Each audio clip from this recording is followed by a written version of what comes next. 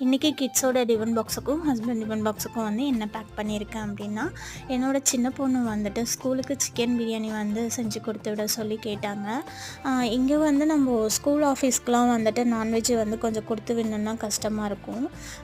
நாளே வாங்கிட்டு வந்து அதை வந்துட்டு ஃப்ரீசரில் வந்துட்டு நம்ம ஸ்டோர் பண்ணி வச்சுட்டு அடுத்த நாள் சமைக்கணுன்னா அது கொஞ்சம் கஷ்டமாக இருக்கும் சமைக்கிறதுக்கு. அதனால் அவள் கேட்டான்னு சொல்லிட்டு இன்றைக்கி மஷ்ரூம் பிரியாணி வந்து பண்ணி கொடுத்து விட்டுட்டேன். ஸ்நாக்ஸுக்கு வந்துட்டு கொஞ்சம் ஃப்ரூட்ஸ் அப்புறம் பிஸ்கெட் வந்து வச்சுட்டேன்.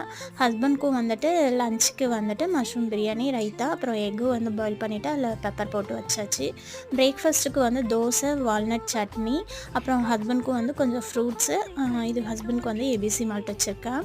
வீக் டேஸில் அவ்வளோவா வந்து நான்வெஜ் வந்து சமைக்க மாட்டோம். வீக்கெண்டில் தான் வந்து நான்வெஜ் வந்துட்டு சமைப்போம்.